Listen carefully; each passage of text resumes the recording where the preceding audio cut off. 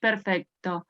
Bueno, vamos a dar comienzo a esta mesa, que es la mesa número 11 de Literatura Española Contemporánea, titulada Representaciones en torno a las infancias. Si les parece, le pregunto a mis compañeras de mesa, seguimos el orden que está planteado en el programa, ¿no? Para las exposiciones. Así que voy a empezar yo, que soy Daniela Fumis, de la Universidad Nacional del Litoral, y mi trabajo se titula La imaginación sonora de la infancia en torno a la transición, dos relatos.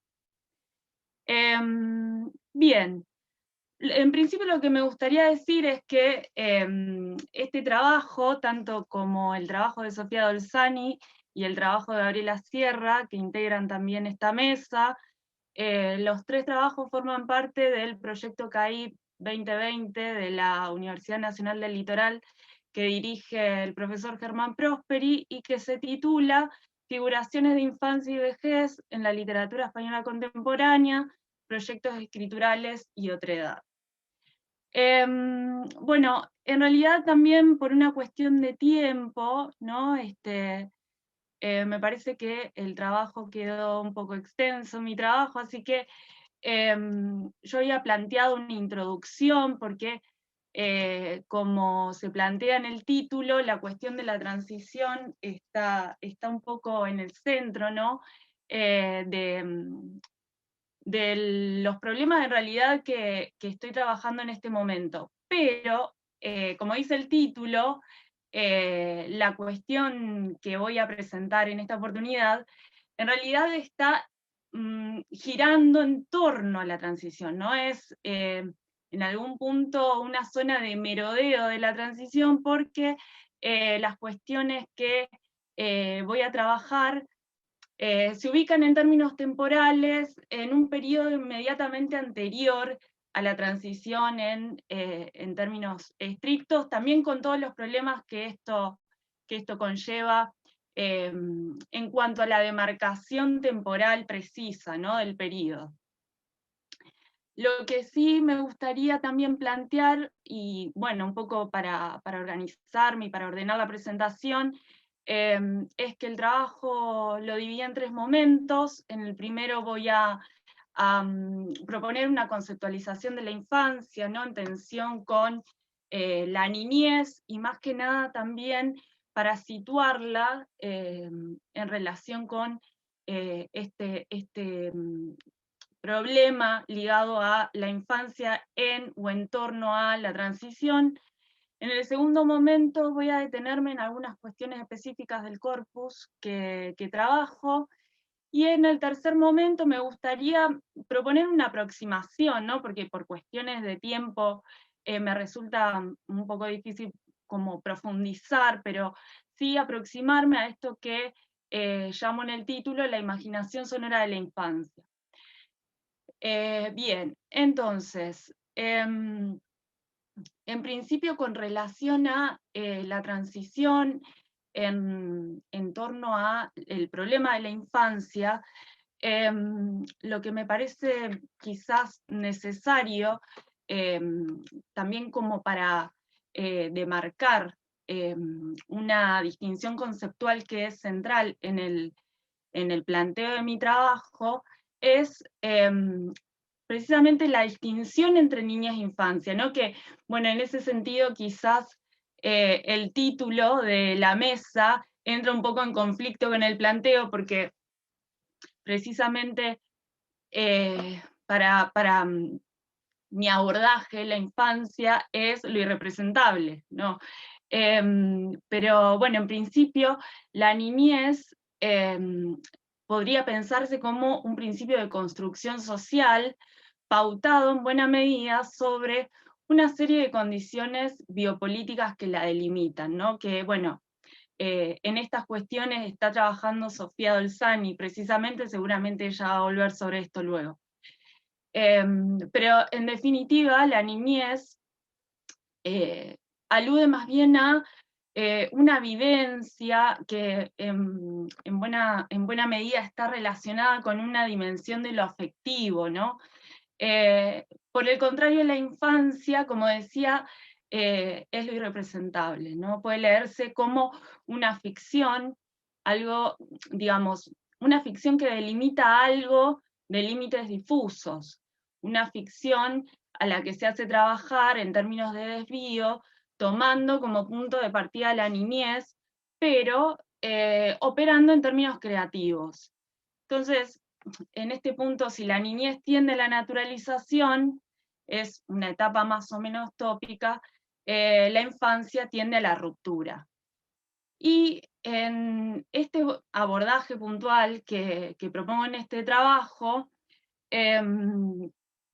bueno, la distinción niñez-infancia posibilita pensar quizás que ahí donde el franquismo ha construido cuerpos seriados y oprimidos en la niñez, la infancia permite la reelaboración del pasado traumático en relatos donde los cuerpos se textualizan como caja de resonancia de voces del pasado, que llegan al presente para exponerse como piezas de un dispositivo de transformación. Bueno, el trabajo de Vicente Sánchez Biosca es el que nos permite circunscribir, ¿no? Enmarcar el planteo del trabajo en cuanto a lo que llama las culturas del tardofranquismo, ¿no? Donde la cultura se define, en el trabajo de Sánchez Biosca, como una red de complejas intersecciones entre pasado y presente. Por tanto, ¿no? Dar lugar y visibilizar esos cruces entre pasado y presente colabora, en su opinión, a intentar evitar el esquematismo de los cortes temporales y de las segmentaciones tajantes, ¿no? Por eso eludimos en el trabajo a una demarcación temporal precisa en relación con el periodo de la transición, ¿no? También el trabajo de Ros Ferrer, que a su vez sigue el trabajo de María de los Ángeles Naval, nos permitiría hablar de una sensibilidad transicional que expandiría, ¿no? La experiencia de la transición, ¿no? La sensibilidad transicional se construiría a partir de la puesta en valor de ciertas experiencias compartidas vinculadas a una educación sentimental que se delinean en principio en la posguerra, ¿no?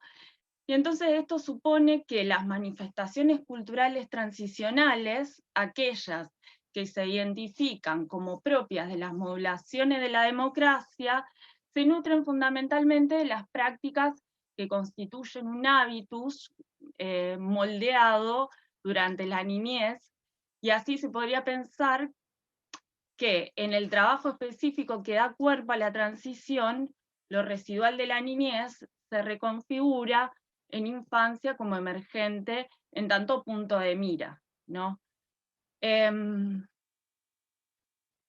Entonces, al contar la infancia, en realidad se cuenta una forma de crear la infancia y esa creación termina revelando más del presente que del pasado, en sintonía con, digamos, con todo proceso que involucra la memoria, ¿no? En definitiva, mirar al pasado implica un modo de pensar el presente, ¿no?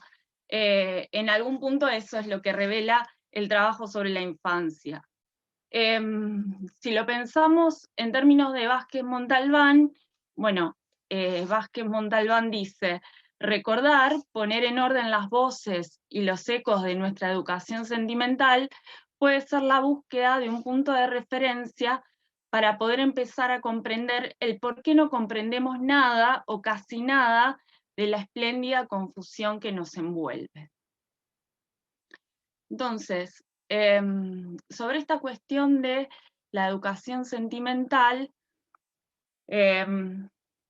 dejar de lado la restricción y el racionamiento como premisas, ¿no? De la posguerra, también supone, a fines de los 60 y principios de los 70, empezar a dar lugar a la proliferación de recuerdos en términos de prematura nostalgia, ¿no? Que es algo que plantea y que estudia también de modo muy interesante Carmen Martín Gaite en lo que llama los usos amorosos de la posguerra. Esta cuestión de la sensibilidad, ¿no? y de esa idea de la prematura nostalgia aparece ya en el prólogo de, bueno, la clásica antología de José María Castellet, Los 9 novísimos poetas españoles. Entonces, en el prólogo de la antología, Castellet, además, da cuenta de que la educación sentimental de esos autores, que en algún punto se construye tramada en la mixtura de alta cultura, cultura popular y cultura de masas, tiene que ver con esos relatos que construían o que se daban a sí mismos los niños de la posguerra a espalda de sus mayores, dice. Entonces, también en sintonía con esto que plantea Castellet en 1970, en ese prólogo, se pueden leer otros dos textos que son más o menos contemporáneos y que son Crónica Sentimental de España, de Manuel Vázquez Montalbán, que es de 1971, y El sadismo de nuestra infancia, de Terence Moix, que es de 1970. Entonces, nos interesa pensar estos textos en tanto exponentes de una emergencia que a comienzos de los 70 pretende iluminar los efectos de lo que Germán Labrador Méndez llamaría el franquismo somatizado en los cuerpos. Estos textos, además, bueno, invitarían en realidad a leerse en diálogo con otros textos, ¿no? Como en algún punto sería interesante trabajarlos en un corpus ampliado, porque evidentemente Crónica Sentimental de España dialoga con Crónica Sentimental de la Transición, de Vázquez Montalbán también, y El sadismo de nuestra infancia dialoga con otros textos de Terence Moix, El día que murió Marilyn, y además el primer volumen de la trilogía de sus memorias, El peso de la paja, que se titula El cine de los sábados, ¿no? Pero bueno, por cuestiones de tiempo y de extensión, solamente voy a referirme a estos dos textos puntualmente. Bueno, Crónica Sentimental de España recoge en realidad una serie de artículos, reportajes, lo llama el autor, publicados en la revista Triunfo entre septiembre y octubre de 1969. El volumen en realidad de Vázquez Montalbán toma como punto de partida la idea de sentimentalidad machadiana, que también eso es algo significativo porque es una idea sobre la que es, digamos, como un concepto que cruza distintas producciones, ¿no?, de la época, que es, bueno, esta idea de sensibilidad en dimensión histórica. Particularmente la sentimentalidad de Vázquez Montalbán se identifica con aquellos lugares que en el primer franquismo lograron o cumplieron un rol catártico o de distensión. Y en ese sentido, bueno, también Sánchez Biosca señala la originalidad de la lectura de Vázquez Montalbán porque, bueno, según Sánchez Biosca, el autor privilegia la mirada de los productos de masas bajo el prisma de la cultura, dice, ¿no? Tendiendo un puente entre lo antropológico y lo estético. Y en ese sentido, bueno, el texto de Vázquez Montalbán, según Sánchez Biosca, en realidad ocuparía como un cierto lugar de insularidad, ¿no? En el 69, que es el año en el que aparecen originalmente estos textos. Y solamente luego va a poder leerse como, como parte de estas culturas, ¿no? De la transición. Y bueno, y en el caso del sadismo de nuestra infancia, vamos a encontrar un texto que es quizás de difícil clasificación genérica, un poco a medio camino entre la ficción y el ensayo.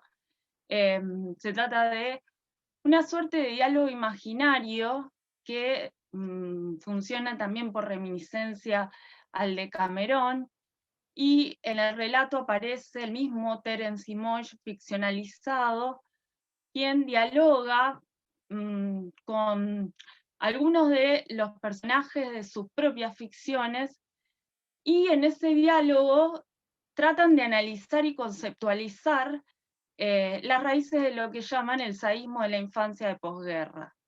Y en esa línea ingresan, bueno, pasaje de coplas, un glosario de términos clave, algunos salmos aprendidos en el periodo escolar, la historia de San Gerardito, ¿no? Toda una serie de textualidades que se ponen en relación con esa reflexión acerca del sadismo de la infancia de posguerra. Voy a avanzar un poco más. Bueno, en concreto mi hipótesis es que la infancia se postula en estos relatos como una dimensión estratégica desde donde un ejercicio de arqueología sonora logra asediar una sensibilidad de naturaleza oral, en clave primitiva y doméstica. Y para pensar esta cuestión de la sonoridad y de lo sonoro, me interesa recuperar el planteo de Erin K. Hogan, quien trabaja en realidad sobre el cine, ¿no? En dos periodos puntuales que ella llama el cine con niño y el nuevo cine con niño. Y ella trabaja sobre precisamente dos conceptos que son el de vocalización y el de ventriloquía en el cine con niño y en el nuevo cine con niño. Entonces, para Hogan, en los films populares durante el franquismo, la ventriloquía aparece como una metáfora del poder y de la apropiación de las voces, de los cuerpos y de la subjetividad de los niños. En este sentido, la vocalización y la ventriloquía serían formas de indagar sobre los vínculos entre la voz, el habla y el cuerpo. En esos distintos matices de la ventriloquía, Hogan va a definir a la ventriloquía franquista como la imposición del discurso de Estado en el cuerpo del niño, neutralizando su potencial insubordinación, haciendo aparecer ese discurso como una convicción personal del niño producto de su elevación espiritual. Entonces, a partir de este planteo de Hogan, a nosotros, bueno, a nuestro trabajo le interesa pensar en qué sentido ocupa la cuestión, digamos, de lo sonoro y de la importancia y del énfasis que se pone tanto en el texto de Vázquez Montalbán como en el de Moix, en la cuestión de precisamente la sonoridad. Entonces, me interesaba también recuperar una reflexión del mismo Moix con relación a esta cuestión del énfasis en la dimensión sonora. Dice Moix: en el mundo cultural de hace solo 20 años, esto en realidad lo dice en otro texto que se titula Suspiros de España, que es del 93, que es un texto que dedica a la copla española. Bueno, la cita de Moix dice: en el mundo cultural de hace solo 20 años éramos pocos los que nos atrevíamos a suscribir a una defensa de la copla sin temor a ser tachados de reaccionarios. Todavía en 1970, cuando Manolo Vázquez Montalbán publicó su Crónica Sentimental de España, y el que esto escribe una especie de manifiesto generacional titulado El sadismo de nuestra infancia, nuestra reivindicación de la copla pudo parecer herética a quienes solo recordaban sus aspectos más vergonzantes, concretamente sus relaciones con el franquismo. Entonces, lo que yo propongo es que, un poco para plantear una suerte de analogía con lo que plantea Labrador Méndez en relación a la condición bioliteraria de la experiencia transicional, nosotros podríamos pensar y habilitar la reflexión en términos de una condición bioauricular en relación con la experiencia en estas manifestaciones que son propias de las culturas del tardofranquismo. A partir de esto, que podemos poner a funcionar los conceptos de Hogan, el de vocalización y el de ventriloquía, ¿no? En tanto, bueno, Vázquez Montalbán habilita una exaltación de la dimensión sonora de la cultura popular, precisamente en lo que respecta a la cuestión de la performance musical, ¿no? Pone especial énfasis en la cuestión de las coplas y en la cuestión del cuplé, y en ese sentido, bueno, Colmeiro es el que analiza la cuestión de las coplas, planteando que, bueno, las canciones, este tipo particular de canciones, contenían una carga de exceso emocional para sobrevivir en la posguerra y que iba más allá de sus aparentes intenciones, ¿no? Hay como una revisitación de la cuestión de la copla ligada a cierto desvío que podría leerse en lo que respecta a su dimensión performática, digamos, no solamente en términos del mensaje, si se quiere, sino del componente creativo por parte del performer, ¿no? Bien, voy a avanzar.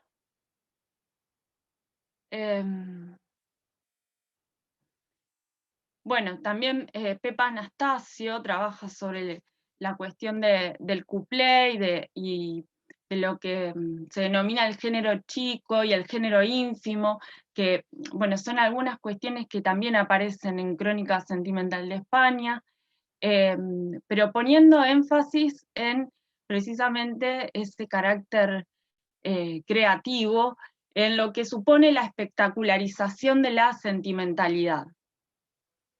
Bueno, además Vázquez Montalbán trabaja no solamente sobre la copla, sino sobre, por ejemplo, la figura de Martín Prats, que era el locutor del Nodo y relator de los partidos de fútbol, ¿no? Como esta cuestión del recuerdo de una voz particular, ¿no? La cuestión de las voces. Entonces, ese foco en la vocalización, la potencia de las voces que constituyen un paisaje sonoro imaginario de la niñez, tiene su contraparte, podemos leer una contraparte en el sadismo de nuestra infancia, porque ahí el énfasis está puesto en lo que se denomina en el mismo texto la mitología de la canción y la mitología del martirio, a partir de la recuperación de las valencias del sufrimiento, que se reconocen como claves del sadismo de la infancia. Entonces, ese componente de mucho sufrir, ¿no?, del que se habla en el libro, se convierte en un ejercicio que pone en valor la penitencia y la expiación como virtudes que se leen de modo implícito, y esta es una cita del libro, en los tebeos, en los anuncios de pastillas, en las novelas rosa, pero también en las canciones andaluzas, en el melodrama y especialmente en los salmos que atraviesan la educación religiosa diaria. Lo interesante es que estas reflexiones surgen en la voz de los personajes, en diálogo con el mismo autor ficcionalizado. En ese sentido es que podría leerse un ejercicio de ventriloquía transformada, en el que la niñez ya no sirve para figurar una escena de legitimación del discurso represivo, sino para hacer hablar a la infancia desde su misma imposibilidad. Los que hablan en presente son esos niños cuyas voces oportunamente fueron la caja de resonancia de una amenaza a la que ahora pueden reconocer transformada en sentidos dispersos y diversos en la ficción. El relato de Moix expone que la niñez puede contarse, pero no explicarse. Existe un trasfondo de fracaso en todo intento de explicar los recuerdos de la niñez. Bien, y un poco para cerrar, podemos sostener que en Crónica Sentimental de España y en el sadismo de nuestra infancia, la niñez trabaja para convertir la memoria ajena en apropiación productiva a partir de la transformación de la tradición oral en imaginación sonora. Tal como quedó planteado, estos dos textos se sitúan en tanto dos modalidades de trabajo sobre la infancia. Ahí, donde Crónica Sentimental de España explora la vocalización, el sadismo de nuestra infancia se transforma, o transforma, mejor dicho, la ventriloquía. Así la infancia no solamente logra problematizar un imaginario temporal, sino que habilita la posibilidad de considerar la experiencia en términos de bioauricularidad que conecta con las voces, en las que la evasión se reconoce como resistencia y los modos de escucha como formas de rechazar la amenaza de la muerte. Bien, y eso es todo. Bueno, vamos a continuar ahora con Marina Di Marco, que nos va a presentar su trabajo con mirada de niño, influencias juanramonianas y lorquianas en la poética de Julio Alfredo Egea, a la luz de las portadas de Nana para dormir muñecas de 1965. Bueno, muchas gracias, Daniela. Creo que con mi título ya se nos agotó el tiempo que tenía para la ponencia, así que muchas gracias. No, bien, un poco extenso, pero ya voy a anunciar algunas consideraciones previas quizás, que dejamos un poco de lado por una cuestión de extensión a Juan Ramón Jiménez y una de las portadas. Vamos a elegir una portada y hablar de ambos poetas, sí, pero sobre todo de las influencias lorquianas. Este es una parte de un trabajo que yo desarrollé acerca de Nana para dormir muñecas, de Julio Alfredo Egea, y un poco la búsqueda de enclavarlo en esta cuestión de su visión tan particular, porque a pesar de que esa es su única obra, su único poemario para niños, estrictamente hablando, o sea, pertenece a la literatura infantil, fuera de lo que es representaciones de infancia, sí se puede entender toda su obra como una obra iluminada en su poética, a partir de la consideración de infancia. Y aquí, segunda aclaración, es que no habiendo escuchado la ponencia de Daniela antes de escribir mi trabajo, por favor, consideremos niñez e infancia como sinónimos en el contexto del presente trabajo. ¿Bien? En tiempos en los que la censura afectaba hasta la posibilidad de mencionar a García Lorca en público, la producción poética granadina de los años 50 establece con él una referencia de filiación, explícita o implícita, con la cual se rescataba y valorizaba lo regional, a la vez que se tomaba una postura a nivel nacional. Y del primer homenaje escrito al poeta participó Julio Alfredo Egea, considerado embajador de los poetas de Almería en la poesía andaluza de posguerra y recientemente fallecido en 2018, cuya obra, gracias a la franqueza de su estilo y a la universalidad, contemporaneidad de sus temáticas, mantuvo su impronta y la acogida favorable del público a lo largo de toda su vida. Junto con la herencia de Juan Ramón Jiménez, a quien Egea reconoce como uno de sus pilares, Lorca se torna un referente ineludible a la hora de analizar cualquier producción de este autor. En el presente trabajo desarrollaremos cómo estas influencias maduraron en la obra de Egea, convirtiéndola en un ámbito en el que la memoria poética se desautomatiza en lo que él llama una antología de sensibilidades y propone un nuevo ámbito de libertad para el lector. Ninguna cronología de la lírica española del siglo XX puede prescindir, lo entendemos todos los que participamos de este congreso, en particular de esta mesa, del contexto sociopolítico reinante. En este sentido, las distintas generaciones aparecen vinculados con hechos de peso para la historia de España. Desde este punto de vista, la llamada generación del 50 puede ser comprendida y abarcada desde distintos puntos de vista. En particular, según Manuel Mantero, la poesía se extiende desde la posguerra se extiende desde la finalización de la Guerra Civil hasta la muerte de Franco, desde 1939 hasta 1975. Dentro de este periodo, comprendido en un sentido amplio, Mantero incluye a la promoción de los poetas de los años 40, a los de los años 50-60 y una tercera promoción que, según él, cae sustancialmente fuera de los límites de la posguerra y que podríamos llamar de los años 70.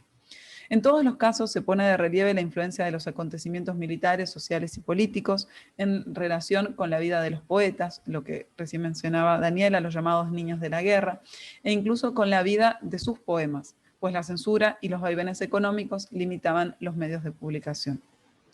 En el contexto de una poesía vital y a la vez marginada, en el que se había impuesto, dice Francisco Umbral, un silencio militar y político, pero que los españoles remediaban con poesía, la formación de la generación del 50 incluye como uno de sus elementos principales la conciencia de la función social del arte, por contraposición a una poesía que acompañaba los gustos del régimen con un canon idealista centrado en Garcilaso. Algunos de los poetas de los 50 vieron en la poesía una forma de comunicación. La poesía era entonces un medio de transmisión de ideas, un modo de interpelar a la sociedad. Los temas comunes a los distintos momentos parecen abrevar conjuntamente en la cosmovisión humanista, pues se reconoce como un eje central, según Echevarría, al hombre histórico que pertenece a un mundo en transformación y al que tenga o no conciencia de ello, las circunstancias urgen dramáticamente, obligándolo a comprometerse con su tiempo. Como consecuencia, el mismo tratamiento de la cuestión del tiempo no se da en la perspectiva de un asunto poético, sino en cuanto se muestra como consagración de la temporalidad del hombre. Por ello, quizás es que la infancia suele mostrarse como un tema recurrente. En cuanto a las dimensiones geográficas de este fenómeno epocal y poético, se destacan dos grupos principales, que son a los que en general se suele hacer referencia. El grupo de Madrid, que recibe autores de distintas zonas, nucleados bajo la referencia de Vicente Aleixandre, y con sus medios de difusión privilegiados en la revista Ínsula. Y el grupo catalán, que comienza con una tertulia de Barral, Goytisolo y Gil de Viedma en la Universidad de Barcelona, y que se nuclea en torno a la revista L'Age. Al margen de estos dos centros, existe también otro, del cual vamos a hablar ahora, de mayor número de participantes, pero menos reconocido, quizás por su diversidad de focos, pues comprende gran amplitud geográfica y un variado número de revistas. Se trata de los poetas andaluces de los años 50, autores con marcadas diferencias, dispersos geográficamente en Cádiz, Sevilla, Granada, Córdoba, Andalucía y Almería, que gestaron iniciativas editoriales como la colección Veleta al Sur. Como características propias de este grupo, que lo diferencian de los otros poetas españoles de los 50, según Jiménez Martínez, el mayor estudioso de la obra de Egea, se cuentan el reflejo de inquietudes y preocupaciones religiosas desde el punto de vista del creyente, o la aparición de enclaves literarios rurales, algunas veces casi eglógicos, como diferenciación con los otros poetas de la época. En el plano de la transmisión y transformación cultural, que va tomando forma a medida que llega la década de 1950, las revistas literarias de esta generación tienen en Andalucía una influencia notoria. Un rasgo característico es la referencia en la producción granadina a García Lorca, referencia de filiación, como decíamos, explícita o implícita, con la cual no solo se rescataba y valorizaba de otra manera lo regional, sino que también se tomaba una postura a nivel nacional. En ese sentido, es preciso mencionar tres revistas. Vientos del Sur, realizada por los alumnos de la Facultad de Filosofía y Letras de Granada, y Don Alambro, que salió en 1953, con un corte más tradicional y localista, pero llena de jóvenes poetas. Y en tercer lugar, la publicación granadina, que consideramos digna de resalto o de relevancia para nuestro trabajo, por la participación de Julio Alfredo Egea, pero además que tiene un valor histórico, el valor de haber recuperado a García Lorca, ser el primero en recuperar a García Lorca en el ámbito granadino, en un ejemplar que constituyó entonces el primer ejemplar escrito realizado a este poeta a modo de homenaje. Se trató de la revista Sendas, poesías inéditas de autores noveles, llevada a cabo por el grupo Peña Literaria Domingo, a cuyas tertulias Julio Alfredo Egea asistía con regularidad. El primer número de esta revista salió en enero de 1946. Y el mismo Egea se pregunta lo que nos estaremos preguntando todos. Cito: ¿cómo pudo, en 1946, autorizarse la edición? El director, que tenía relaciones de amistades con algunas autoridades del momento, lo consiguió y los participantes no salíamos de nuestro asombro. El número se agotó enseguida y, salvo algún incidente sin importancia, todo marchó con normalidad. No nos explicábamos cómo podía autorizarse en aquellos tiempos en los que no se podía hablar públicamente del poeta.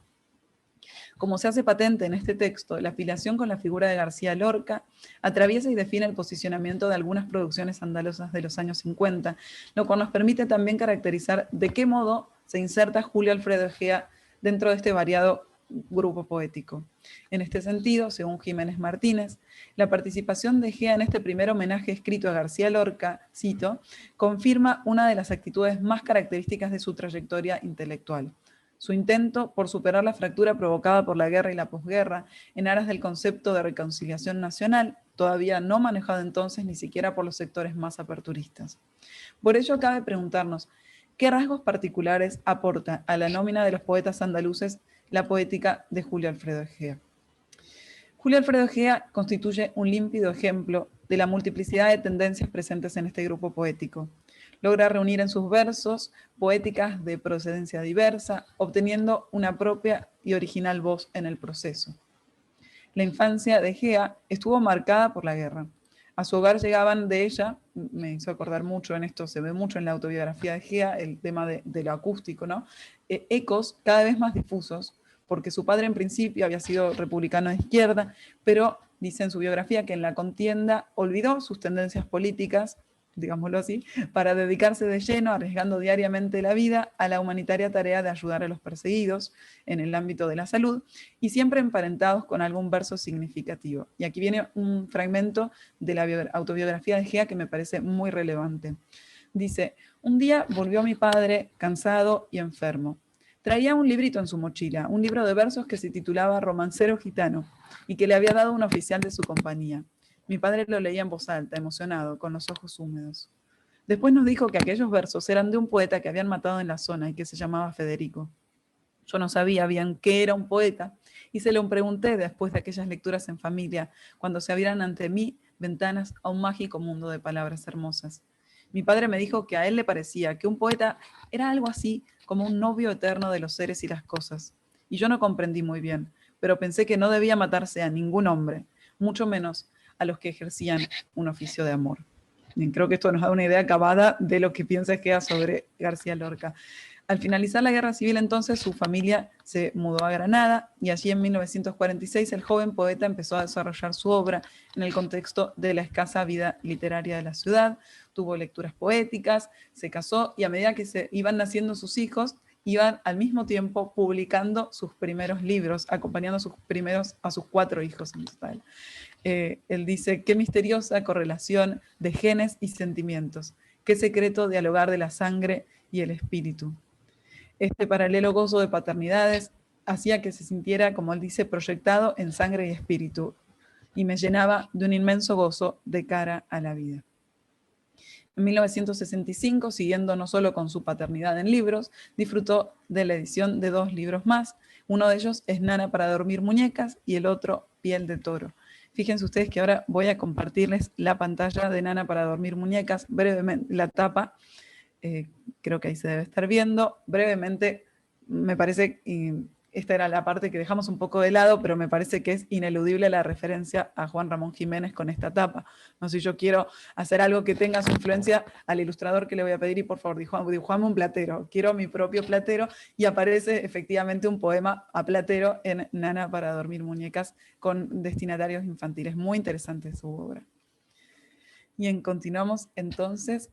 Quiero decir ahora que a pesar de la vasta cronología en la que se desarrolló su producción, hasta los años 2000 y un poco más, consideramos fundamental profundizar en este puente que estamos tendiendo entre los poetas andaluces de los 50 y la obra de Julio Alfredo Egea. Él mismo dijo: yo, con mi humilde quehacer, pretendo estar entre los poetas auténticos de mi generación de los 50, que son muchos y extraordinarios. Quisiera estar entre ellos, aunque fuera entre los últimos de la fila.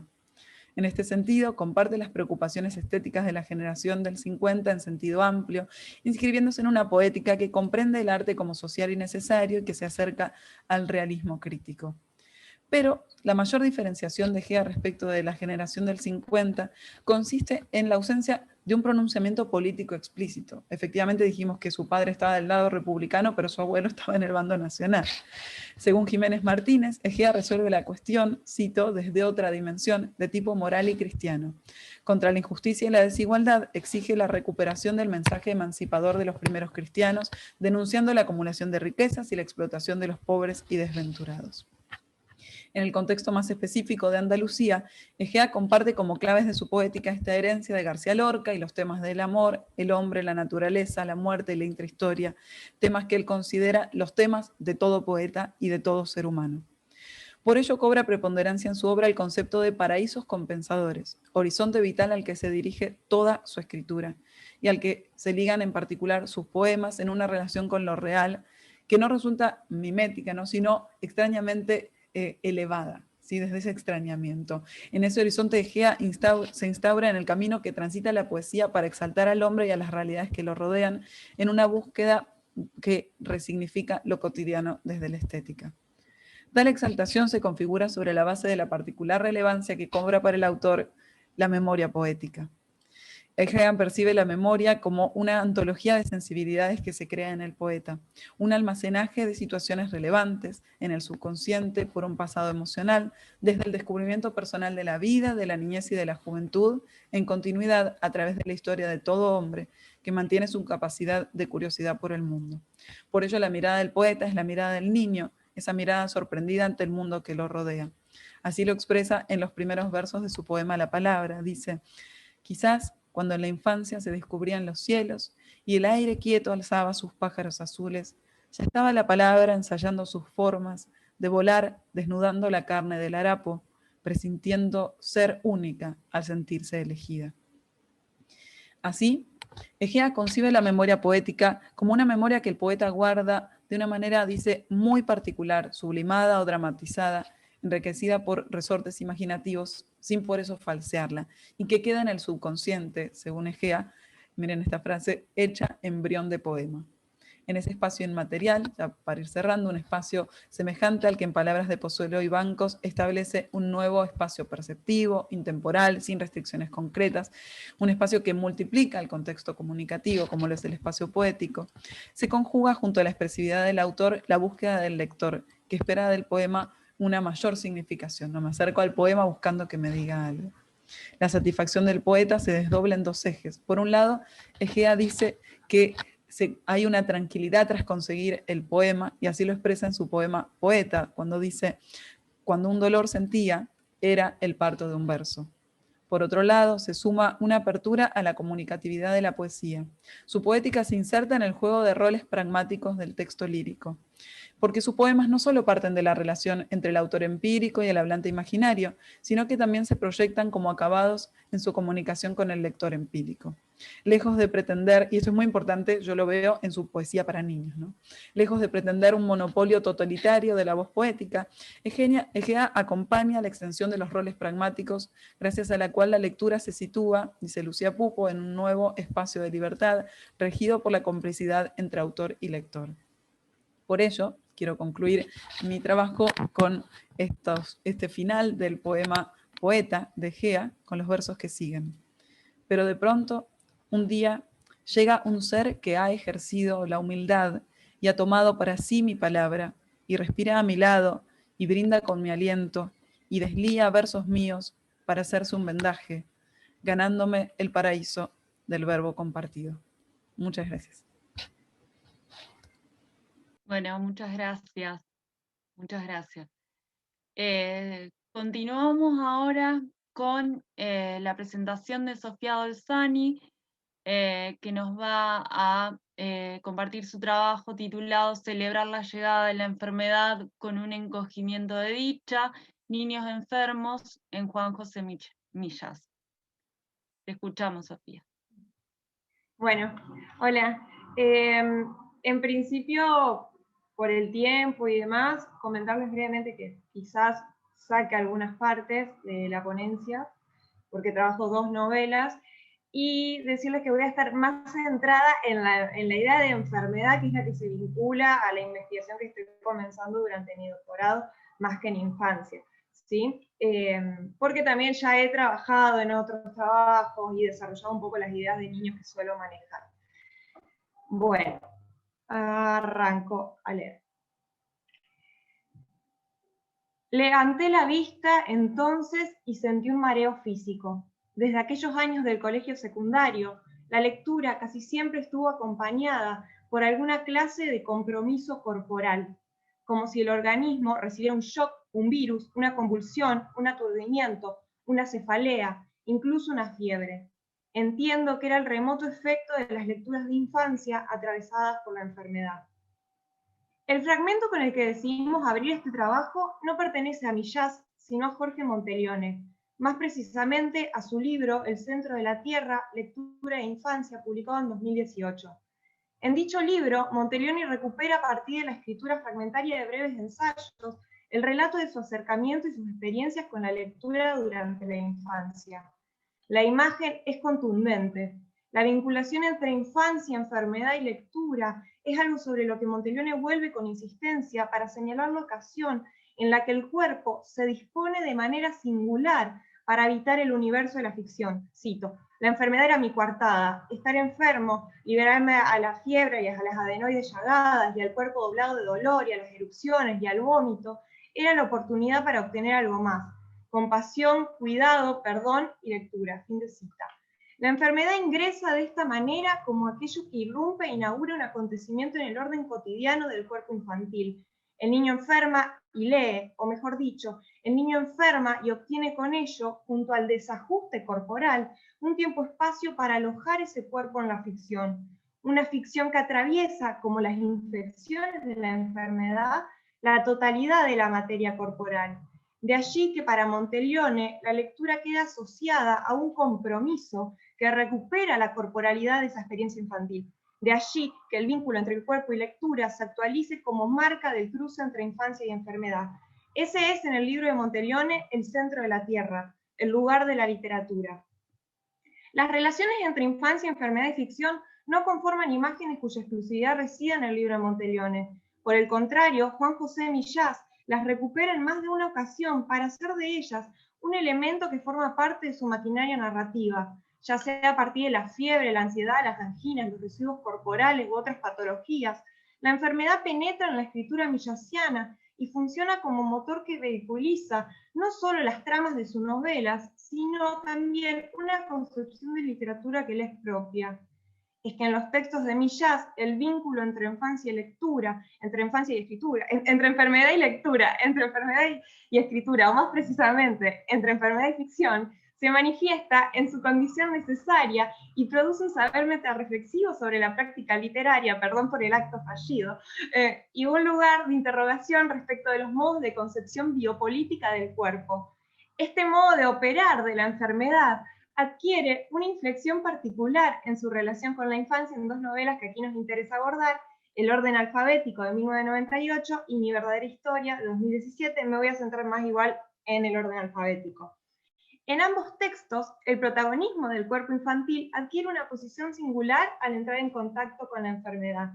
Si para Monteleone la enfermedad en la infancia impacta de manera decisiva en las experiencias con la lectura y un modo de, cito, sentir el mundo, y me interesa que Monteleone haya elegido el verbo sentir porque involucra la piel y el tacto y por lo tanto el cuerpo, tanto en el orden alfabético como en Mi verdadera historia, el entrecruzamiento entre infancia y enfermedad permitirán el despliegue de un lugar donde la ficción y la escritura funcionan como espacio de potenciación y proyección de una vida que desborda el dispositivo biopolítico del cuerpo para proponer otro modo de existencia vital. En otras palabras, la infancia se entrama en un devenir enfermo que forma parte, como se afirmará en el orden alfabético, de un programa existencial. Y aquí existencial no debe entenderse en su dimensión metafísica, sino desde cuerpos que se asumen, antes que nada, como materia viva. ¿Cómo existir entonces en el proceso de un devenir de un cuerpo enfermo donde la ficción se presenta como posibilidad de vida? cómo existir, o mejor dicho, cómo habitar ese espacio ficcional que la infancia socava en su cruce con la enfermedad. ¿Qué resistencias y qué agenciamientos se habilitan como posibles en dicho punto de encuentro, cuando se adopta como posición el cuerpo del niño enfermo? ¿Y qué pasa con la corporalidad de esos niños al ser atravesados por la enfermedad y la ficción, por la infección de la ficción? ¿Cuál es, en suma, recuperando la expresión del Monteleone, el compromiso corporal de los niños enfermos que protagonizan ambas novelas? Tanto en el orden alfabético como en Mi verdadera historia encontramos una serie de marcas y recursos ya presentes en otros textos de la producción del autor, como las escenas de lectura y escritura, la dicotomía realidad-ficción como elemento estructurante, el problema del doble, la crítica al mercado y los condicionamientos de la vida cultural, entre otros. Si, como señala Prosperi en su lectura del orden alfabético, la pregunta que allí puede instalarse refiere justamente al aprendizaje de esa lectura, el en vez de dicho interrogante se proyecta en Mi verdadera historia en relación con la escritura. El aprendizaje de ambos procesos no pueden pensarse, sin embargo, sin tener en cuenta, tal como trabaja Funes en sus investigaciones de Millás, la posición infantil desde la que la infancia ingresa como lugar desestabilizador, que funciona independientemente de la cuestión etaria, pero que se hace carne en los cuerpos. En este sentido, entenderemos aquí que la infancia en la narrativa de Millás, y específicamente en estas dos novelas, se inscribe en un doble movimiento. Por un lado, desde lo infantil como posición discursiva que opera de forma desarticuladora sobre la lengua, y en la que un punto en el que no me detengo en el trabajo, y por otro lado, desde la niñez que se identifica con una dimensión que atañe a la materialidad del cuerpo, y que en este caso es posible reconocer en los personajes que protagonizan ambas novelas. Un cuerpo que, como veremos, no solo se asume y se intensifica desde la enfermedad, sino que además se presenta como parte de una red de conexiones orgánicas y vitales que desmontan los límites unitarios y unívocos desde los que se fragua una concepción específica de cuerpo humano que atañe a la biopolítica, tal como lo refiere Roberto Espósito en el Immunitas. O dicho en otras palabras, tanto en el orden alfabético como en Mi verdadera historia, los cuerpos de los niños atravesados por la enfermedad desajustan y corrompen una noción donde la vida se ancla en los límites del cuerpo individual, del cuerpo como aquello propio del individuo, para indicar, en cambio, el desborde donde el organismo enfermo se presenta en tanto materia viva en relación con aquello que lo excede. Esto se vuelve visible sobre todo en el orden alfabético. Novela que se compone de dos partes donde se narra un viaje ficcional de un niño durante el transcurso de una enfermedad, en la primera de ellas, y los efectos de dicha experiencia en la vida adulta mientras asiste a un padre hospitalizado por una hemiplegia, en la segunda. La infancia, tal como lo trabaja Funes, ocupa en este caso, cito, una tercera posición que desestabiliza el binarismo que estructura el texto. Dado que Julio, el protagonista de la segunda parte, no podrá deshacerse de esa mirada extrañada, de ese modo de sentir el mundo que adquirió en el delirio atravesado en el tiempo de la enfermedad. Allí se juega, sostiene Jordi Gracia, la trampa con la que el realismo millasiano explora lo irreal como parte de lo real. En su lectura, Gracia propone el orden alfabético como una novela metafísica que explora la desolación de los límites del humano en una realidad hostil que junto con el lenguaje se deshace. Dice Gracia, cito, el lenguaje, la literatura, el orden alfabético no protegen contra el mal, en realidad lo alimentan involuntariamente, pese a ser garantías aparentes del orden. Cuando el lenguaje se desmorona, el hombre se degrada hasta la pesadilla de su animalización, como sucede al final de la primera parte. Fin de cita, porque en la novela se va deshaciendo el lenguaje, se va descomponiendo, y con ello se descompone también la realidad. En efecto, en la primera parte de la novela, en el relato que se contará en primera persona, el niño Julio ingresará inducido por las fiebres en una extensión de la realidad donde la vida social se ve alterada no solo por la independencia vital que toman los libros que salen de las estanterías y vuelan como pájaros, sino por el proceso de descomposición al que se ven sujetos tanto sus páginas como las palabras y los textos en general, cito un fragmento de la novela. Las peores predicciones se cumplieron, pues a los pocos días empezaron a caer sobre las calles los cuadernos que habíamos rellenado en clase, con muy poca escritura, y folletos de todo tipo que también habían desaparecido de las desbandadas generales, desde instrucciones de uso de los electrodomésticos hasta los fascículos con recetas de cocina. Los periódicos, que desde luego se habían dejado de imprimir, tenían también una vida muy corta, quizás por la caducidad de sus noticias o por la calidad del papel.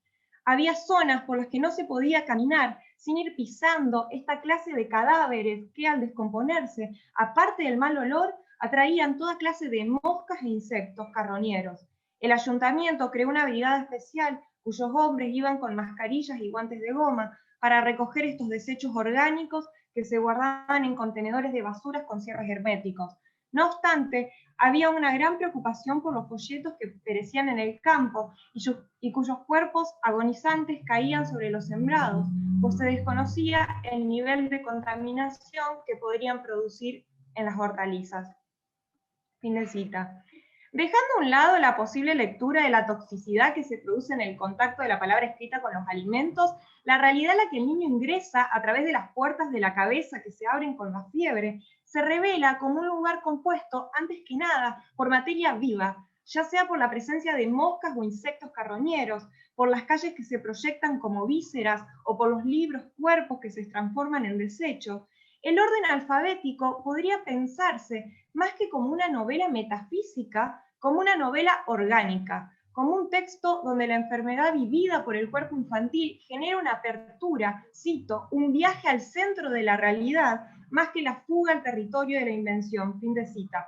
Y este centro de la realidad al que se ingresa desde el cuerpo enfermo se revela como pura materia corporal expandida. Cito un fragmento de la novela. No es que yo estuviera hecho de humo o de alguna clase de gelatina, pero sí de una materia inconstante con la que podía acoplarme a las características de aquellas calles móviles. El conjunto urbano evocaba los penetrales de una víscera hueca, no las entrañas de una calle vacía. Más que sobre un empedrado, tenía la impresión de moverme por un suelo de anillos cartilaginosos, quizás por el interior de un tubo digestivo.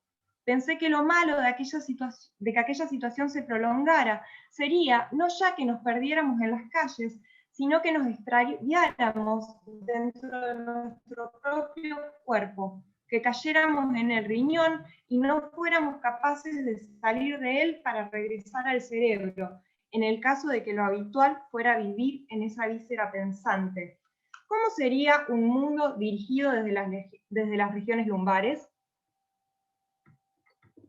Fin de cita. ¿Se me escucha bien? Me aparece como un cartel.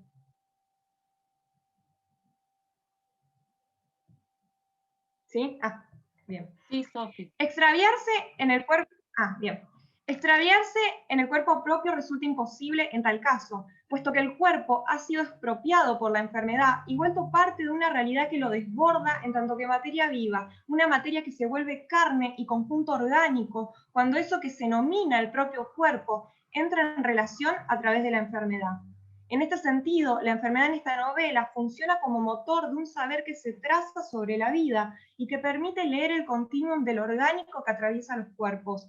Ya no solamente el cuerpo humano, el cuerpo propio, sino las diversas corporalidades que entran en relación en el ciclo vital. El cuerpo niño, el cuerpo de las moscas, el de las arañas, el de los recintos urbanos, el de los libros y las palabras que se descomponen y devienen desechos orgánicos.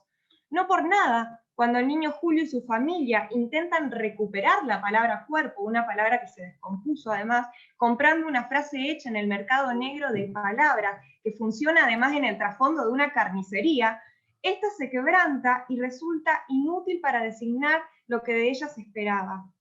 Es que es una concepción humanista del cuerpo la que la enfermedad ha trastocado, para inscribirlo dentro de una materialidad donde la vida avanza en sus relaciones orgánicas. En tal sentido, quizás eso que Jordi lee como una degradación, esa salida de lo humano, habría que pensarla como un espacio que la enfermedad interroga para indicar que allí, en ese desborde del cuerpo propio, la vida devela la potencia de sus relaciones. En su ensayo Inmunitas, Protección y Negación de la Vida, Roberto Espósito trabaja sobre la noción de inmunidad como proceso que puede leerse a escala local, inscrita en el cuerpo y en su dimensión social y colectiva. La biopolítica será una de las formas que adopta el paradigma inmunitario, por medio de la cual se producirán tecnologías de diferenciación y protección de la vida de aquello que la amenaza. Espósito reconoce que uno de los procesos centrales de la biopolítica será anclar la vida en el cuerpo humano, restringirla al cuerpo humano individual para volverla objeto del biopoder. Y ahí tenía una cita donde básicamente Espósito describe este proceso y pone el foco en la centralidad que la biopolítica necesita para anclar la vida en el cuerpo. En este proceso de centralización de la vida, el discurso de la medicina anatomoclínica, tal como lo señala Foucault en su Arqueología de la mirada médica, tuvo un rol fundamental. Espósito aborda, a raíz de los estudios Foucaultianos, cómo el régimen del cuerpo funciona en la medida en que la vida se reconozca en los límites de la piel, del individuo, como vida propia. Y es frente a esta noción de propiedad que Espósito va a oponer la idea de carne como otro modo de entender ese lugar del organismo vivo. La carne, dirá Espósito, es lo que expropia la vida del cuerpo individual, lo que vuelve el cuerpo impropio y lo ubica en el territorio de lo común. La enfermedad en esta línea puede leerse como aquello que corre el cuerpo del terreno de lo propio y lo vuelve el lugar donde la vida entra en relación con aquello que lo compone y la desborda. Los órganos, los tejidos, las células, los microbios, las plantas, los animales, los insectos. Algo que para mí es muy claro en el orden alfabético, cuando se van sumando más animales a todo lo que el niño va viviendo en ese delirio que atraviesa la enfermedad. Un espacio de conexión y reorganización de lo viviente que fricciona las medidas inmunitarias desde las que actúa el biopoder, tal como dejan leerse esa multiplicidad de corporalidades relacionadas a las que el niño accede a través de la enfermedad en el orden alfabético. Ahora bien, Espósito describe un poquito acá nomás simplemente para cortar. Espósito no solo se centra en esta idea del cuerpo que trabaja Foucault, sino que también va a plantear va a recuperar los planteos de Donna Haraway en la biopolítica de los cuerpos posmodernos, para justamente ver cómo ya no solo se relaciona lo orgánico con el cuerpo humano y con la vida, sino también lo artificial. Y ahí es donde va a recuperar un poco la figura de cyborg que propone Haraway. Y que para mí es muy interesante porque es muy interesante para leer mi verdadera historia, ¿sí? Porque ahí ya no solo nos vamos a encontrar con las relaciones con lo orgánico, sino también que entra lo artificial, las prótesis, ¿sí? Bueno, ahí salté una parte, digo, quizás en el marco de este desplazamiento, o sea, de la biopolítica de Foucault a la posmoderna que propone Haraway, todo retomado por Espósito, ¿no? Quizás en el marco de este desplazamiento sea posible leer Los niños enfermos, que más de 10 años después ya escriben Mi verdadera historia, novela en la que un niño narra su devenir escritor en el proceso de un encuentro entre su cuerpo enfermo y el de Irene, una niña coja compuesta de materia biológica y titanio. El cuerpo de Irene, sometido a la intervención médica desde los primeros meses de vida, escenifica no solo las conexiones entre lo biológico y lo tecnológico, sino también cierta resistencia a la organicidad, porque el cuerpo de Irene es un cuerpo que todo el tiempo se somete a cirugías médicas y nunca se termina de rearmar. Tenía una cita también de eso, pero después. Si por un lado el cuerpo desarticulado de Irene se resiste al reordenamiento, a pesar de convivir con la sujeción constante al aparato médico que lo trata de rearmar, de volverlo funcional con la tecnología más avanzada en lo que a prótesis se refiere, el cuerpo del narrador, por otro lado, se deshace en secreciones que exceden su voluntad.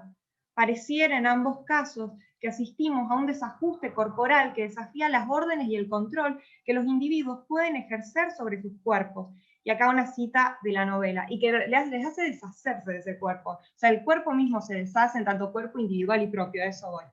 Llegué acá, una cita de la novela, llegué a casa sin cuerpo, o mejor dicho, con un cuerpo blando, casi líquido, hasta los dientes parecían flexibles. Me había meado, hecho caca, mientras corría con mis piernas de fieltro, mientras respiraba con mis pulmones de paño, y observaba la realidad con mis ojos de gelatina. Nos encontramos nuevamente en Mi verdadera historia con una expropiación de lo corporal, con cuerpos que exacerban su materia, ya sea esta orgánica o artificial, con cuerpos que desbordan y demarcan otros puntos de conexión donde la vida ya no pasa por un cuerpo cerrado y saludable, sino por esas patologías que hacen de la carne el punto de encuentro entre lo natural y lo artificial, lo biológico y lo tecnológico, lo monstruoso y lo animal, una salida del dispositivo corporal del humano, donde la impropiedad del cuerpo se vuelve punto de encuentro y de potencia. Cito un fragmentito de la novela: vivimos una unión tan delirante que yo no sé muy bien qué miembros pertenecen a mi cuerpo y qué miembros al suyo. Ya no importará de todas formas ese saber, puesto que en ambos cuerpos han sido expropiados por las patologías que los acechan y han hecho de ese desborde, de eso incontrolable, el lugar de agenciamiento que devendrá potencia de escritura. Eso que ya se anunciaba como previsible en el orden alfabético, tras el despertar de Julio de las fiebres y ver en el espejo la imagen de un escritor decadente, se materializará en mi verdadera historia con el devenir escritor del niño narrador. En ambos casos, será la enfermedad en la infancia la encargada de vehiculizar una forma de vida que se asume como programa existencial, como modo de existir, y que encontrará en la escritura el espacio de funcionamiento para eso que Monteleone nombraba en términos de compromiso corporal, y que habría quizás que pensarlo más bien como un compromiso vital, como un compromiso que se encuentra con la vida en el contacto con lo otro, con lo orgánico, lo tecnológico, con la tierra, los bichos, lo animal, con la ficción y la escritura. Es esa conexión con lo viviente y esa desapropiación del dispositivo del cuerpo y su ampliación a otras formas de vida, lo que los niños enfermos descubrirán para volver carne y escritura con la dicha de la enfermedad. Y cito un fragmento del orden alfabético y con esto termino. Si sales a pasear por el pensamiento después de que la fiebre se retire, encuentras en él estrellas de mar, caracolas agujereadas y restos de embarcaciones, fragmentos de otras vidas, en fin, que sin ser las tuyas, sientes que te conciernen. Bueno, muchas gracias, Sofi. Muchas gracias. Bien. Y en último lugar vamos a escuchar a Gabriela Sierra, que nos presenta su trabajo Dibujos de Infancia en prosas y poemas de Fernando Beltrán. Hola, buenas tardes a todos. Bueno, voy a hacer así algo muy veloz, lo más rápido que pueda. Sé que estamos en tiempo medio complicado. Voy a solamente compartir la pantalla. Mi idea era que simplemente en el Power tener algunas citas para que no sea por ahí uno con mucha lectura se pierde, y simplemente lo pensé por eso. Después, a lo mejor algunas citas las paso, no sé si voy a llegar a leer todo, pero bueno, al menos va a estar eso acá en la pantalla. Bien, empiezo. El poeta asturiano Fernando Beltrán publicó en el año 2017 su libro La vida en ello, prosas a pie de poema, bueno, donde reúne allí distintos textos. Es una constelación muy amplia. Hay algunos manifiestos poéticos, hay textos que son presentación a otros libros, a algunas exposiciones de fotografía, diversos textos que de hecho, bueno, no están ordenados cronológicamente, a eso después vamos a apuntar algo en relación a eso. Y bueno, en una reseña de este libro, en el año 2018, habíamos postulado brevemente una hipótesis de lectura en la que sostenemos que en este libro el poeta traza una conexión entre lo poético y lo infante que se constituye como marca de su estilo. La infancia es el puente para meditar o volver sobre su práctica poética. En esta oportunidad nos interesa profundizar en dichas ideas en el marco de nuestros estudios doctorales, desde donde distinguimos múltiples aristas para pensar la infancia en su poesía. Centralmente la leemos en un cruce entre la infancia visible y la infancia imaginaria, es decir, la primera categoría remite al abordaje que articula la infancia como tema utópico, por ejemplo, poemas donde los niños son los protagonistas, y la segunda refiere a lo que leemos a contrapelo, una infancia que se dibuja en los poemas a partir de diversos procedimientos formales y del trabajo específico con la lengua. Para conceptualizar la categoría que llamamos figuraciones de la niñez o dibujos imaginativos de la infancia, nos remitimos de inicio a una analogía. Si un niño dibuja garabatos, generalmente luego fantasea encontrar en ellos objetos que refieren a su realidad, es decir, darle entidad a las figuras inconexas que traza. De esta manera, la infancia aparece en la poesía. Responde a trazos vinculantes que se ordenan en un umbral entre lo plasmado en un dibujo y lo que un niño puede decir de él, cuestión que hace eco con otras oposiciones, imagen-palabra, significación-insignificancia, tener o no tener lengua, dicotomías que conviven en la conjugación de la imaginación y de la memoria. La infancia así entendida remite a ciertas irrupciones, teniendo en cuenta los trabajos previos tanto de Daniela Fumis como de Julia Musso Papa, quienes trabajan la idea de irrupción en la infancia, sobre todo teniendo en cuenta la línea de Agamben y la relación con la lengua. Y perdón, ya me perdí acá, que leemos, bueno, en los poemas como nosotros también retomamos de ahí la cuestión de las ensoñaciones de la infancia, pensando en, bueno, en el texto de Gastón Bachelard, ¿no? El germen de poema, ¿no? Que habla Bachelard, desde las cuales la lengua se halla inscripta en el umbral del dibujo como trama sensitiva de la raíz de una lengua. El desafío en el análisis de este texto de Beltrán en particular se evidencia en que salimos de los poemas y nos adentramos en textos autopoéticos. Digo autopoéticos tal como los define, o sea, los pienso en el trabajo como los define Arturo Casas.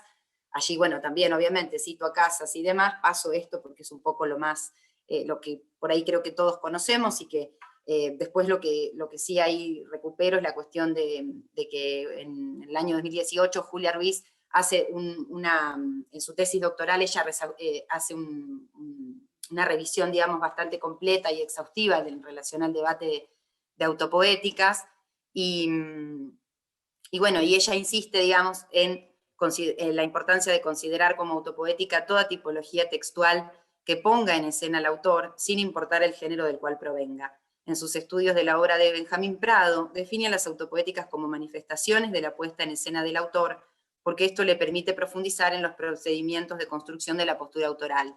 Bueno, ahí trabajo un poco la cuestión de, bueno, como estas son prosas y me alejo, y son todos textos autopoéticos, hay postura de autor y demás, ahí el trabajo gira en torno a recuperar esas cuestiones. Con este escenario, y volviendo un poco, bueno, a nuestros intereses particulares, observaremos cómo los textos autopoéticos que Fernando Beltrán dispone en este libro refuerzan la mirada infante que leemos en la poesía del autor y cómo estos escritos se amalgaman vertebrando su poética. El libro se abre con un texto inédito que se titula Errores y Paraguas, y el relato gira en torno a recuperar la figura paterna, la cual se observa desde distintas aristas, destacándose el momento de su fallecimiento. Una de las operaciones centrales se produce con la metáfora que Beltrán construye entre el juego de ajedrez y el momento inminente de la muerte del padre, cuando dice, por ejemplo, jaque mate un sábado de noviembre, tras una interminable hora de masaje cardíaco, un equipo completo de asesores estratégicos incapaces de ganarle la partida a la muerte. El juego de ajedrez también se recupera al final, cuando reconstruye la voz paterna, y ahí es donde, bueno, recuperé esa cita, es un poco extensa, pero en Bastardilla se lee, digamos, esa recuperación de la voz del padre. Luego verán que también hay escritura en verso, ¿no? Eso que se recupera en verso es de un poemario de él que se llama La Amada Invencible, ¿sí? O sea que hay ahí también un juego con relación a la poesía, y es algo que, bueno, ahora vamos también a volver a eso. Observamos que la recuperación del juego de infancia, la cuestión de esta recuperación del ajedrez y de cómo él juega el ajedrez con su padre y esa rememoración, dice, le permite entablar ciertas metáforas en la experiencia de su propia vida, donde también es central la recuperación de versos de sus propios poemas. Por ejemplo, el primer poema de su libro, Parque de Invierno, del 96, se recupera en prosa, o sea, acá en este libro del 2017, él recupera en prosa muchos de los poemas de Parque de Invierno, que es del 96, que es un poemario dedicado prácticamente al padre. Por ejemplo, uno de los versos del primer poema, digamos, de Parque de Invierno, que se recupera en esta prosa, digamos, dice, ver al fondo la muerte de mi padre, correr, no poder alcanzarla. Y luego, en este mismo texto, se narran ciertas anécdotas que también son trabajadas o aludidas en ese mismo poemario. Podemos observarlo cuando expresa, deshicimos su armario, teníamos sin saberlo casi la misma talla, hasta calzábamos el mismo pie, aunque sus zapatos me rozan al andar. Curiosa coincidencia, todo sigue como antes. La alusión al roce del zapato nos remite a los roces del vínculo construido entre padre e hijo, como también leemos en sus poemas de Parque de Invierno, y esto que voy a citar en realidad también es en verso, ¿no? De deshacer el armario, callar, usaba y sin saberlo la misma talla. Y el poema de ese libro también cierra, uso por primera vez sus zapatos, me hacen daño al andar, sonrío, todo sigue como antes. Ese mismo daño al andar, Beltrán lo replica en otro poema de Hotel Vivir, que es un poemario del 2015, cuando se prueba la gabardina del padre Y hacia el final del texto el poema dice: mi padre, que pensé no había leído nunca los libros que escribí, los conocía todos, me dijeron, los compraba frecuente, me dijeron, y elegía con pausa, me dijeron, en función del regalo y la persona a quien quería hacérselo, su médico, vecinos, sus amigos, a cada cual un título, no podía creerlo. Beltrán aprovecha ciertos elementos para definir la figura paterna, el paraguas, los zapatos, la gabardina, el ajedrez, y esos elementos de la vida cotidiana son los que le permiten indagar en los vínculos, los afectos, las emociones, los acercamientos y las distancias. Y si volvemos a la primera prosa de La vida en ello, entendemos que ésta dialoga con su escritura poética y que es muy difícil separar una producción de la otra. Coincidimos con su editor cuando sostiene que estos textos componen la cara en prosa de su trayectoria poética, y agregamos que es la recuperación de la infancia desde distintas perspectivas que se toma como material provechoso para unir ambos mundos, vida, muerte, creación, realidad, prosas y poemas. En este sentido, el relato presenta digresiones en los que irrumpen ciertos dibujos imaginativos de la infancia. Por ejemplo, cuando construye una mirada inocente, ingenua, de juego, a un elemento que generalmente produce otras sensaciones. Como leemos acá. Quizá nada estuvo en su sitio hasta aquella mañana de sábado. Quizá incluso no tuve padre del todo hasta que el taxi se detuvo hasta el semáforo rojo. Vi la ambulancia parada al fondo, aparcada y callada en segunda fila, frente al portal de casa de mis padres.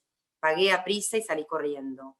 Amo desde aquel día el ruido de las ambulancias, las que asustan las calles de improviso con sus sirenas disparadas y ametrallan con luces de colores las aceras y apartan a los coches de delante y piden paso y se juegan el tipo y nos ponen en peligro a los peatones que dudamos si es mejor terminar de cruzar la calzada o quedarnos en medio.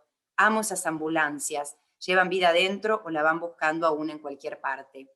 La digresión se refuerza con el uso reiterativo de esas conjunciones, puestas como procedimiento en la escritura, nos da una sensación de ahogo y de momento súbito en el que pasa una ambulancia. La experimentación de las sensaciones que evocan las palabras es una marca importante en su poesía. Existe en este libro una constelación de cadenas semánticas que siempre vuelve y que también encontramos en sus poemarios como definitorias en su búsqueda de estilo. Los relatos dispuestos en estas prosas se intercalan con observaciones a ciertos objetos del mundo que también encontramos de manera recurrente en sus poemas, como decíamos antes, los paraguas, la lluvia, Oviedo, los charcos, el frío. Es decir, la mirada hacia la realidad está teñida de elementos que son parte esencial de sus poemas.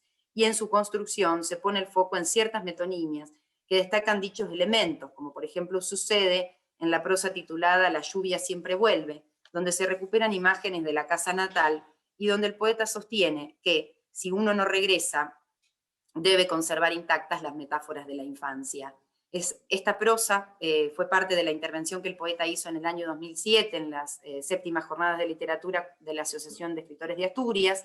Allí intercala la narración con versos de algunos poemas de Ojos de Agua, que es un poemario de él del 84, en el que las figuraciones de la niñez son centrales, tal como hemos analizado en otros trabajos previos, que ahora por cuestión de tiempo no voy a recuperar.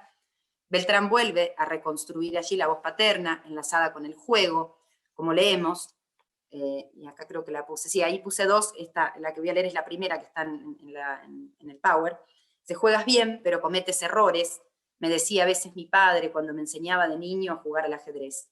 Los padres dicen a veces frases sin pensar, que te acompañarán luego el resto de tu existencia, porque los padres creen que le hablan a un instante cualquiera cuando les hablan a sus hijos y olvidan que cuando un padre le habla a un hijo, le habla a alguien que tiene aún por delante, por ejemplo, y sin ir más lejos, los errores de una vida entera. La infancia también se construye con elementos que fueron parte de su geografía natal, lugar que la familia abandona, su ciudad originaria es Oviedo, o como él mismo responde cuando en una entrevista le preguntan cuáles fueron las palabras que más le gustan, que él ha inventado, él dice, en lo personal, Lloviedo, yo, lluvia y Oviedo, los tres conceptos unidos que suponen mi infancia, mi base, mi territorio mítico. Y si bien se ha abandonado la casa natal, a esta siempre se vuelve, como reflexiona en la cita que está a continuación, que dice, un niño que ha crecido ya, pero sigue sin saber aún del todo qué es aquello a lo que uno regresa, a lo que uno vuelve, a lo que uno tarde o temprano se enfrenta, tras dar una curva y aparecer de pronto ante ti la casa natal. una memoria, un compromiso, un espejismo, un charco, una pieza tocada, un alfil que te tira a tierra, un perro que te muerde la única pierna que te quedaba sana, o un grifo que permanecerá ya siempre eternamente mal cerrado. Observamos que la infancia se instala en el centro, es material que se aprovecha para la escritura, siempre en un aquí y en una ahora, es ese grifo mal cerrado, que funciona como la metáfora desde donde irrumpe la infancia como la grieta desde donde las palabras se pueden filtrar, y que como una maquinaria permite la construcción de prosas y poemas.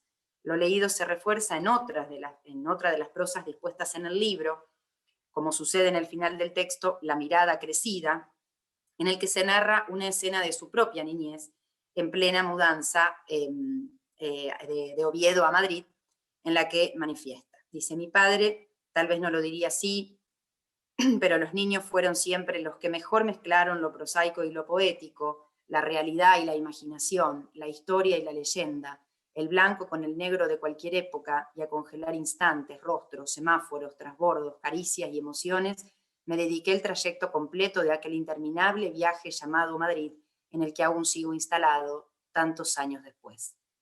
Dicha experiencia se fusiona con una constelación semántica propia del poeta, que leemos en algunos de sus otros poemarios, como también dijimos antes, tanto en Ojos de Agua, que es del 84, que él ahí también, muchos de sus poemas recuperan ese viaje, ¿no?, de Oviedo a Madrid, un viaje que lo ha marcado, digamos, en muchos de sus otros textos, y también, bueno, en Parque de Invierno del 96. El poeta se instala en la infancia como un lugar donde puede fusionar experiencia y literatura, pero la infancia no solo aparece como irrupción, sino que además de los dibujos imaginativos de la infancia, tanto el inicio como el cierre del libro remiten a una infancia visible, el tópico que siempre vuelve como vertebrador de las ideas. En este sentido, hacia el final de La vida en ello, hay un retorno al inicio. En el apartado Canción del Hijo se reúnen dos textos inéditos, uno que se llama Nieve recordada y el otro que es Final feliz, en los que el poeta se centra en la figura materna. Con un tono confesional e íntimo, la prosa se vuelve prosa poética y se comprende lo que Beltrán ya nos había adelantado en otro apartado, en el que sostiene gran parte de lo que soy, lo debo, imagen y palabra, palabra e imagen, a quienes me trataron siempre como un hijo y me dieron consejos, palabras y grabados de inmensa belleza y sabiduría que me ayudaron luego a navegar por las aguas revueltas de la literatura y la vida. Creemos que es la posición de hijo sin límites concretos. Él es hijo de sus padres, hijo de otros poetas, hijo niño, hijo adulto. Acá no lo recupero porque no nos da el tiempo, pero hay muchas de estas prosas, recupera el encuentro tanto con Ángel González como con otros poetas de su propia generación, o recupera otros poetas norteamericanos. Bueno, ahí hay un entramado interesante en esa cuestión. Bueno, la que le permite la comodidad y la felicidad de crear poesía, posición siempre abierta y predispuesta a que toda experiencia de vida deje sus huellas. Por otro lado, creemos importante destacar que las prosas de Beltrán no se encuentran en una disposición cronológica. Esta decisión, si bien puede ser pensada desde el cuidado editorial que hace Leopoldo Sánchez Torre, también se puede considerar como una decisión estética del poeta, porque si nos remitimos al epílogo final, él expresa lo siguiente: revisarse uno mismo es corregirse, ya lo había pensado. Jamás por ello hubiera cometido por impulso propio este ejercicio de repasar lo escrito y firmado por quien ha llevado mi nombre en los sucesivos relevos de su existencia, si no fuera por el ofrecimiento de esta romántica colección que ha insistido ahora en incorporarme a su ya dilatada nómina de batallas perdidas. Con esta cita damos cuenta que el poeta pone en evidencia el trabajo hecho con sus propios textos y a la vez produce un interesante desdoblamiento. El juego de ser otro, distinto a sí mismo, es reforzado líneas de bajo, en los que se sale de una cronología para desplegar un escenario que es traspasado por lo meramente temporal. Ese que escribe, soy yo, sin duda, pero yo no soy ese, son edades, abrazos, vértigos distintos, y desde aquí y ahora tan otro, y hasta en algunos casos tan antípoda, uno se lanzaría a contarse y reinventarse casi de nuevo en cada estación del camino, cada encuentro, cada manera diferente de decirlos. Hay un ordenamiento de lo rememorado que no se organiza cronológicamente, sino que se impulsa en la conjugación de la memoria y el olvido como hechos de la experiencia, y por ello allí interrumpe la infancia como espacio clave que permite centrarse en un aquí y en una ahora. En síntesis, en estos textos autopoéticos, Beltrán realiza una conexión directa con su producción poética, disponiéndolos como sus prosas a pie de poema, textos que se convierten en ineludibles para analizar su poesía. En ellos, la infancia se posiciona como tema y como dibujo imaginativo que se aborda dentro del laboratorio de escritura, pensando en los aportes de Julio Premat, del poeta asturiano. En este entramado, la infancia se presenta y se construye a partir de diversos procedimientos, al desdoblarse en un otro, bajo digresiones y juegos con las palabras, y hasta con el juego que produce instalarse en distintas posiciones de hijo, ¿no? Como decíamos recién, esto hijo de sus padres, pero también de otros poetas, de hijo niño, hijo adulto, posiciones que se evidencian con recreaciones o invenciones de las voces que enuncian. En este punto, si volvemos a la analogía que planteamos al inicio, el dibujo imaginativo de infancia se materializa en esos cambios de posiciones que le permiten al poeta moverse entre las líneas que se trazan, los garabatos y lo que se puede decir de ellos. A esto se suma la aparición de una infancia visible como tópico, y ambas se conjugan en estas prosas como vertebradoras del escribirse del poeta, neologismo que él mismo inventa y que es figuración de infancia, allí donde la lengua está siempre en el límite de su significación, donde presenta otros modos de decirse. Bueno, perdón, espero que no haya sido tan veloz, que se haya entendido algo. Sí, Gaby, muchas gracias. Muchas gracias, Bien. buenísimo. Bueno, Bueno. estamos en realidad sobre la hora, pero bueno, me gustaría, aunque sea si alguien quiere hacer alguna pregunta, una intervención breve, como para conversar muy brevemente en este minutito, 2 minutitos que nos quedan.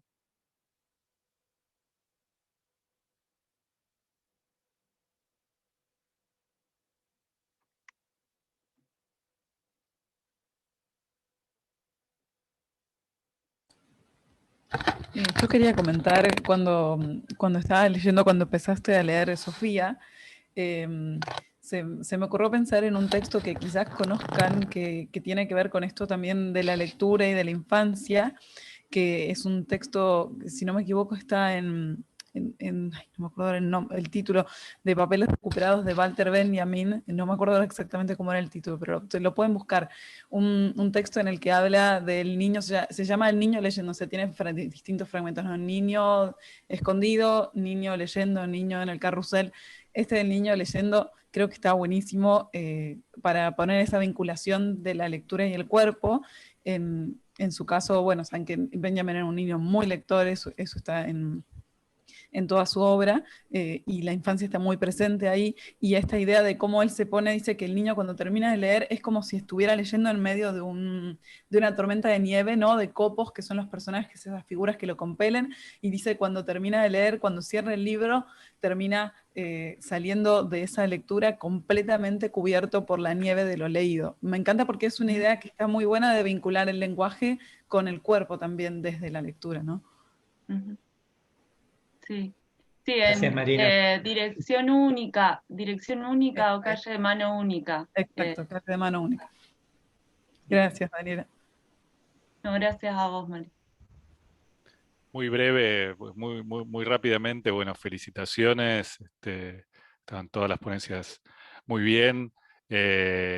Lo más notable es cómo ya se ha conformado una especie de núcleo reflexivo, colectivo, alrededor de la cuestión de la relación entre infancia y literatura, infancia y poesía, particularmente en relación con la literatura española contemporánea. Se ven que se citan entre ustedes y son sus referentes a la hora de pensar el problema, y también por supuesto a Germán, que es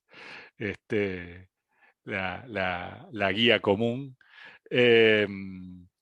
Pero especialmente quería, Daniela, llamar la atención sobre las conclusiones o los puntos de partida metodológicos súper importantes, ¿no? que armaste, elaboraste al principio, ¿no? de la intervención, ¿no? Porque un poco nos llevan a pensar a veces, o sea, la transición es un buen ejemplo, compartimos objetos con otras disciplinas dentro de las ciencias sociales y las humanidades. Transición ahí es una categoría que atraviesa la historia, la sociología, por lo pronto, ¿no? Para no seguir. Y a veces es difícil apropiarse de un objeto de investigación en el sentido de hacer que sirva a nuestros intereses de investigación y no que siempre los estudios literarios estén como la saga de lo que hacen los investigadores en historia o en sociología, etcétera, como una especie de acompañamiento en tono menor, ¿no?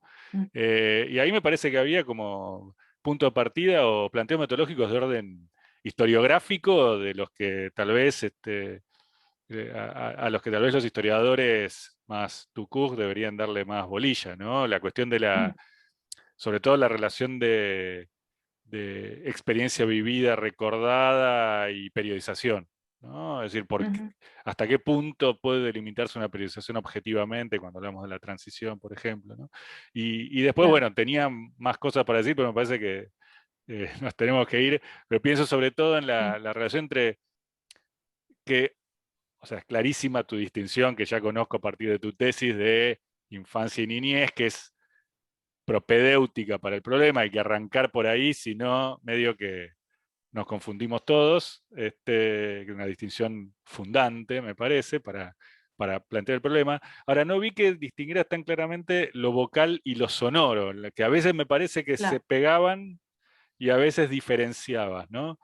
Porque ahí son cosas distintas, ¿no? Son problemas diferentes, si querés. Los dos giran alrededor de la crónica sentimental, digamos, para referirme de manera general a ese género de la memoria ensayístico-política de infancia del franquismo en el contexto de la transición, ¿no? Porque hay un montón de textos, además de los bien fundadores de Vázquez Montalbán y Mochi, etc., ¿no? Ahí habría como un doble juego para hacer, ¿no? Porque por un lado está la memoria sonora, ¿no? Del franquismo, ¿no? Está la película esta, ¿cómo es que se llama? La que hicieron con las coplas. Me olvidé ahora el nombre de la película. ¿Cómo era? Para después de una guerra. Canciones para Canciones para después de después de una una... guerra, totalmente, ¿no?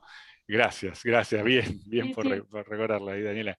Ahí tenés como una especie de repertorio sonoro, ¿no? Del franquismo, porque está la cosa vocal, ¿no? Del niño que no habla y que por eso es infante y es hablado, etcétera, etcétera. Ahí como hay una relación, seguro, pero no Sí. terminaba de ver la articulación. Listo. Claro, no, bueno, y yo en realidad también estoy como empezando a trabajar esto, porque, bueno, vos leíste, digamos, mi tesis, yo trabajaba en realidad con la idea de la figuración que ponía como más el énfasis en lo visual. Entonces ahora estoy pasando como a lo sonoro y también estoy como empezando, entonces eso que vos me señalás, efectivamente, digamos, no está del todo, digamos, distinguido, ¿no? Como una diferenciación que habría que hacer, digamos, yo todavía no la hice. Así que bueno, ahí voy. Buenísimo. Simplemente le digo a Dani que hoy no estaba a la mañana y Gaby tampoco, que ya estamos con Marcelo a la mañana, pergeniamos